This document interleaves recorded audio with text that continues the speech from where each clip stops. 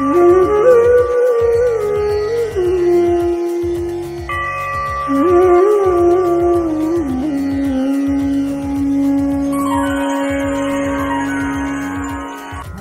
ओम्। अथ चण्डीकवचम्। श्रीगणेशाय नमः। श्रीसरस्वत्यै नमः। श्रीगुरुभ्यो नमः। श्रीकुलदेवतायै नमः। अविघ्नमस्तु। ॐ नारायणाय नमः। ॐ नराय नरोत्तमाय नमः। ॐ सरस्वतीदेव्यै नमः। ॐ वेदव्यासाय नमः।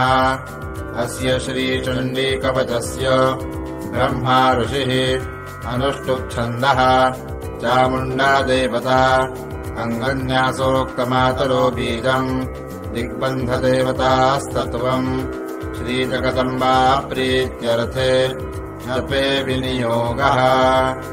ॐ नमश्चण्डिकायै। ॐ मार्कण्डेय उवाच ॐ यद्गुह्यम् परमल्लोके सर्वरक्षाकरम् नृणाम् यन्न कस्यचिदाख्यातम् तन्मे ब्रूहि पितामहः।